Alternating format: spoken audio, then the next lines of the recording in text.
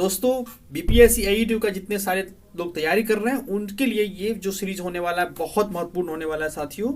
दोस्तों इसमें हम लोगों ने बिहार स्पेशल से जितने सारे अभी जो लेटेस्ट एग्जाम हुआ है उन खास करके जिस एग्जाम को बीपीएससी ने कंडक्ट कराई है, जैसे कि एएसओ, डीएसओ, एमवीआई, जुडिशियरी का, सिस्टम एनालिटिक्स का, तो इसमें जितने सारे एग्जाम्स हुए हैं दोस्तों उसमें बीपीएससी ने जो खास करके बिहार स्पेशल का जो क्वेश्चंस पूछे हैं वो सारे क्वेश्चंस को मैंने कंपाइल करके एक ही वीडियोस में यहाँ पे आपके सामने में प्रस्तुत करने की कोशिश किया है। दोस्तों जो लोग हमारे पिछले वीडियोस देखे होंगे हिस्ट्री का, तो इन सारे एग्जामिनेशंस में जो हिस्ट्री के जो क्वेश्चंस हुए हैं ऑलरेडी हम एक दूसरे वीडियो में बना चुके हैं। अब इसका एक प्लेलिस्ट बना हुआ है पीवाईक्यू सीरीज के नाम से हमारे चैनल पे, उस पीवाईक्यू आप ज्वाइन कीजिएगा तो उसमें आपको पिछला हिस्ट्री का भी दिख जाएगा। और आज आपका बिहार स्पेशल चल रहा है, फिर आपको अगले किसी और सब्जेक्ट का लेकर आऊँगा इसी तरह से। तो दोस्तों ये जो है ना बहुत ही इंपॉर्टेंट होने वाला है, तो जल्दी से सभी लोग चैनल को सब्सक्राइब कर लीजिए, वीडियो को लाइक कर दीजिए। और ये जो दोस्तों इंपॉर्टेंट होने वाला है क्योंकि आपको पता है दोस्तों एग्जाम है ना बीपीएससी एईडी का 14 अप्रैल को एग्जाम शेड्यूल हो चुका है। 14 अप्रैल 2026 में एग्जाम होगा, तो इसीलिए सभी साथी जुड़ जाइए और अच्छे से अपनी तैयारी कीजिए। चलिए हम लोग दोस्तों बिना समय गवाए हुए वीडियो को आगे बढ़ाते हैं और पहला क्वेश्चन देखते हैं। तो जो पहला क्वेश्चन है दोस्तों, पहला क्वेश्चन है हमारा कि भागलपुर जो बिहार में है शहर विशेष रूप से जाना जाता है। तो बिहार का जो भागलपुर है वो किसके लिए जाना जाता है? तो बिहार का भागलपुर दोस्तों ऑप्शन नंबर आपका सी जो है यहाँ पे टसर सिल्क जो है ना इसके लिए जाना जाता है। दोस्तों आपको जानकारी बता दूं कि जो बिहार का जो भागलपुर है ना, यानी कि जो भागलपुर है, भागलपुर को क्या कहा जाता है? भागलपुर को बिहार का सिल्क सिटी भी कहा जाता है। क्या कहा जाता है दोस्तों? Silk city. सिल्क सिटी के नाम से भी बिहार के भागलपुर को जाना जाता है, सिल्क सिटी के नाम से जाना जाता है क्योंकि यही जो है ना काफ़ी मात्रा में यहाँ पे सिल्क की प्रोडक्शन करता है ये भागलपुर, तो इसीलिए इसको सिल्क सिटी के नाम से भी जाना जाता है। और टसर सिल्क जो है ना ये खास करके ध्यान रखिएगा। चलिए अगला क्वेश्चन देखते हैं। क्वेश्चन नंबर 52 है, जमुई बिहार जाना जाता है अपनी किसके लिए? यानी कि जो जमुई डिस्ट्रिक्ट है बिहार का वो किसके लिए जाना जाता है? तांबा के लिए, सोना के लिए, जस्ता के लिए या लोहा भंडार के लिए? तो बिल्कुल दोस्तों ऑप्शन नंबर बी सोना का भंडार यहाँ पे करेक्ट आंसर हो जाएगा। ये क्वेश्चन दोस्तों आपको डीएसओ के परीक्षा में तो पूछा गया, खास करके 71 बीपीएससी जो हुई है प्रीलिम्स में उसमें भी हूबहू क्वेश्चन ये आया था कि जमुई में जो है ना, या क्वेश्चन इसमें अलग थोड़ा पूछ किया था कि सोना किस जिले में पाया जाता है, तो ऑप्शन जमुई था, तो वही इसका राइट आंसर था। तो इसलिए आप पीवाईक्यू देखते हैं तो आपको बहुत सारे आइडिया लग जाता है कि किस तरह के क्वेश्चन आपको देखना है और किस तरह के क्वेश्चन को छोड़ना है। ठीक है साथियों, चलिए क्वेश्चन नंबर 53 यहाँ पे कि डीपी धर ने तैयार किया और शुभारंभ किया बिहार पांचवी पंचवर्षीय योजना है या छठी पंचवर्षीय योजना, सातवीं पंचवर्षीय या चौथी? तो दोस्तों ऑप्शन नंबर आपका यहाँ पे ए करेक्ट आंसर हो जाएगा कि जो डीपी धर हैं इन्होंने आपको 1974 से डीपी धर ने जो पांचवी पंचवर्षीय योजना है 1974 से पेंसिल थोड़ा यहाँ पे रफ काम कर रहा है, 1974 से लिख लीजिएगा दोस्तों, मैं बोल दे रहा हूँ 1974 से 1979 है ना, 79, यहाँ पेंसिल काम नहीं कर मैं यहाँ लेता हूँ है ना, 1979 तक ये इन्होंने ये काम किया। 5 साल जो है ना इसमें डीपी धर ने जो बिहार का पांचवी पंचवर्षीय योजना जिसका कार्यकाल 1974 से 79 तक था, इसमें इन्होंने ये काम किया। और गरीबी हटाओ इसका जो मुख्य उद्देश्य था दोस्तों, खास करके जो गरीबी हटाओ जैसे मुद्दे पे जो है ना ये अपना रणनीति बनाए थे, योजना बनाए थे। तो इस दो बातों को ध्यान रखिएगा। क्वेश्चन नंबर 53 के बाद क्वेश्चन नंबर यहाँ पे दोस्तों आपके सामने क्वेश्चन नंबर 54 है। निम्न कथन पर विचार कीजिए। कथन पहला है कि बिहार की अर्थव्यवस्था में हाल के वर्षों में उल्लेखनीय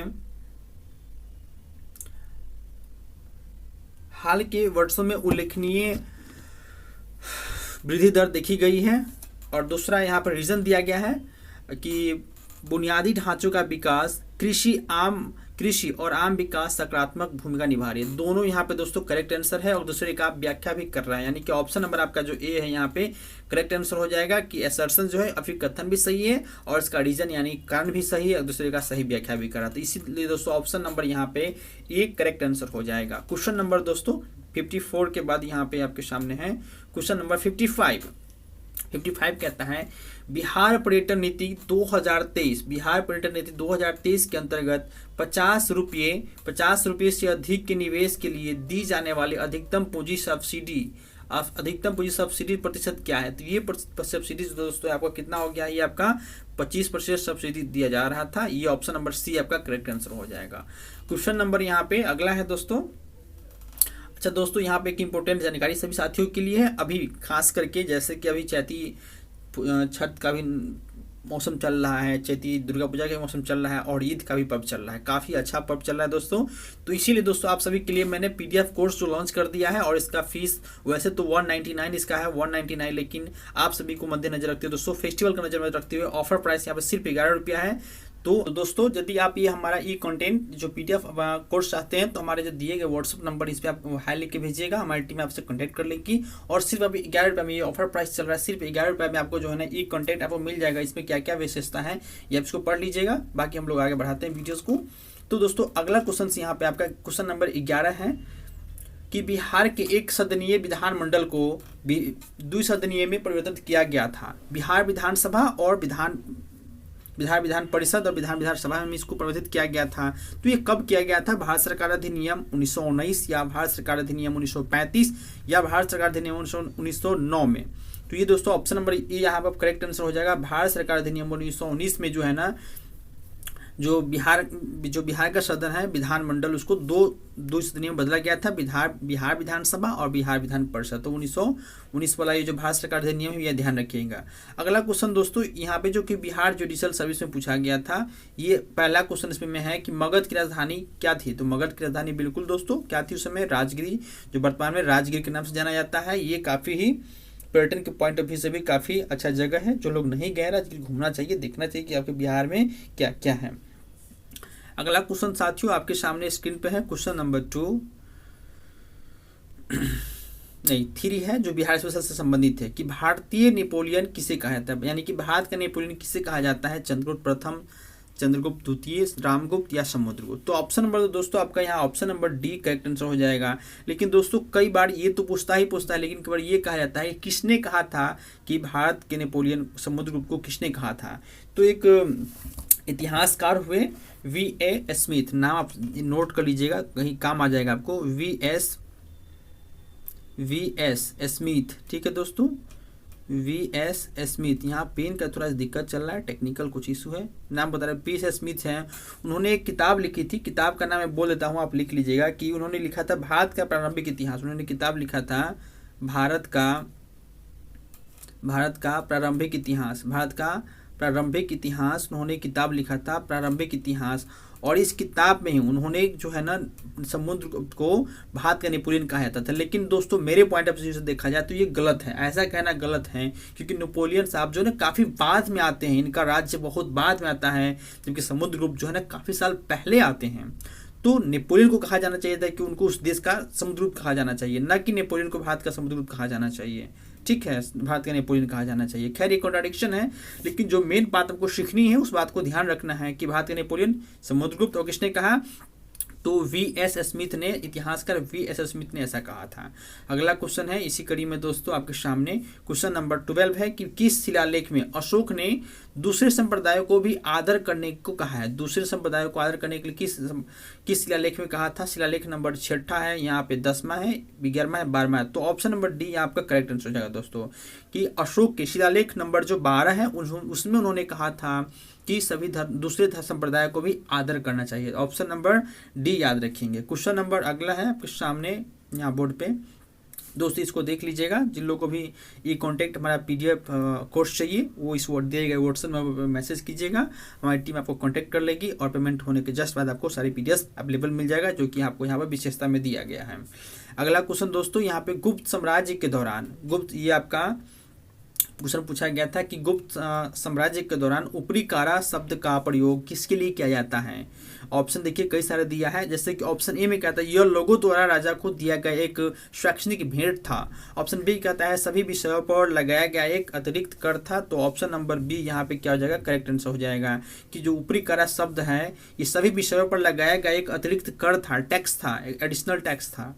क्वेश्चन नंबर 59 है दोस्तों, गोगाविल पक्षी अभ्यारण्य बिहार के किस जिले में स्थित नहीं है? देखिए क्वेश्चन घुमाया हुआ है, किस जिले में नहीं है, और आपके सामने ऑप्शन में समस्तीपुर है, कटिहार है, कैमूर है, नालंदा में है। तो दोस्तों सबसे पहले ये आप ये ध्यान रखिए कि जो गोगाविल पक्षी अभ्यारण्य है ना, ये आपका 2025 में, गोगाविल पक्षी अभ्यारण्य 2025 में बिहार के नए रामसर साइट यानी कि वेटलैंड जो है ना, आर्द्रभूमि जिसको कहते हैं, तो आर्द्रभूमि की लिस्ट में इसको शामिल किया गया है। और ये भारत कहते हैं दोस्तों बिहार के आर्द्र भूमि लिस्ट में शामिल होने वाले 5 में थे, लेकिन अब तो 6 हो चुके हैं। पहले डिटेल्स में बताता हूं दोस्तों।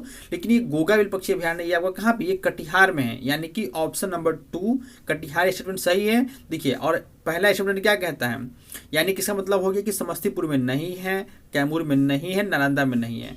तो ऑप्शन नंबर स्टेटमेंट ए में कह रहा है 1, 3 और 4, ये वाला आपका आंसर सही हो जाएगा। देखिए यहाँ पे आपको आंसर आने के साथ साथ आपको दिमाग भी चलाना पड़ेगा, तभी जाके आप सही कर पाएंगे। क्वेश्चन पूछा हुआ था कि किस जिले में नहीं है, तो ये किस में नहीं है, समस्तीपुर में नहीं है, कैमूर में नहीं है, नालंदा में नहीं है, ऑप्शन ए करेक्ट हो जाएगा। लेकिन साथ में ये भी ध्यान रखना है कि गोगाविल पक्षी अभयारण्य है किस में, तो ये कटिहार में है।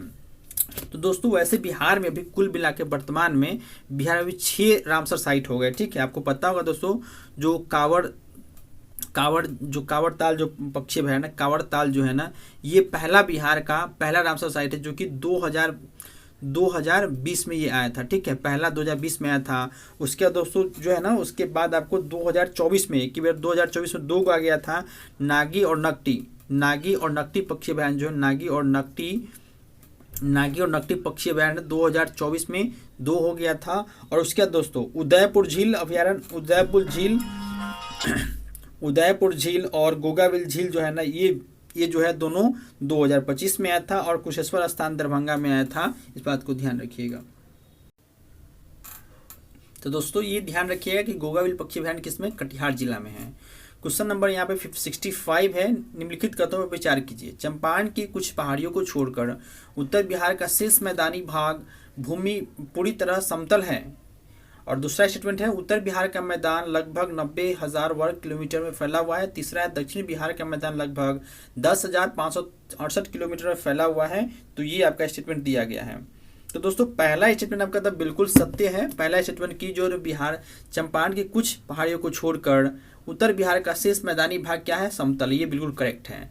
स्टेटमेंट दूसरा है, बिहार का उत्तरी बिहार का मैदान लगभग 90 किलोमीटर, ये गलत है। 90,000 वर्ग किलोमीटर नहीं है दोस्तों, बल्कि ये आपका जो है ना 53,000, बिहार का उत्तरी भाग जो है ना 53,300 वर्ग किलोमीटर में फैला हुआ है। और दक्षिणी बिहार का भी एक गलत दिया हुआ है। दक्षिणी बिहार का कितना हो जाएगा दोस्तों, 40,000 आपका 40,900 स्क्वायर वर्ग किलोमीटर इसका क्षेत्र हो जाएगा। यानी कि ऑप्शन नंबर बी आपका केवल एक जो क्या हो जाएगा यहाँ पे करेक्ट आंसर हो जाएगा। इसको अच्छे से याद रखिएगा, फैक्चुअल बेस्ड क्वेश्चन पूछता है ये दोस्तों। क्वेश्चन नंबर यहाँ पे अगला हो जाएगा 83 नंबर। बिहार में राष्ट्रीय परिवार स्वास्थ्य सर्वेक्षण 2019-21 के अनुसार क्षेत्रों में परिवार रहता है। तो ये आपका ऑप्शन नंबर ये 84% क्या हो जाएगा, करेक्ट आंसर हो जाएगा। 84% यहाँ पे परिवार रहते हैं, बिल्कुल करेक्ट आंसर हो जाएगा। क्वेश्चन नंबर 145 है दोस्तों। बाबू वीर कुंवर सिंह किस अंग्रेज कप्तान के खिलाफ अपना अंतिम युद्ध लड़ा था। तो दोस्तों ये ऑप्शन नंबर ये ली ग्रैंड यहाँ पे करेक्ट आंसर हो जाएगा, क्योंकि 1857 में बाबू वीर कुंवर सिंह जब 80 वर्ष की उम्र में जब लड़ रहे थे, तो उन्होंने क्या किए थे, ली ग्रैंड को भी उस समय हरा दिए थे। और काफी बुरी तरह से बाबू वीर कुंवर सिंह ने अंग्रेज ली ग्रैंड को हराए थे। और बाबू वीर कुंवर सिंह ये अंतिम जो सक्सेसफुल मतलब कि युद्ध था, और इसके बाद जो है वो शहीद हो जाते हैं, आपको पता ही है। और बाबू वीर कुंवर सिंह जो 80 की उम्र में भी अंग्रेजों को दांत खट्टे कर देते हैं। तो दोस्तों मैं उम्मीद करता हूं कि ये जो बिहार स्पेशल का सीरीज था आपको अच्छा लगा होगा, और इसको अच्छे से आप लोग ध्यान रखिएगा। 101 बार नहीं 2 बार इसको पक्का देख लीजिएगा। और इस वीडियो का पीडीएफ आपको चाहिए तो हमारे टेलीग्राम चैनल पंकज इन्फोटेक में जाइएगा, आपको इसका लिंक इस वीडियो के डिस्क्रिप्शन में मिल जाएगा। और टेलीग्राम पर सर्च कीजिएगा, फिर भी आपको मिल जाएगा।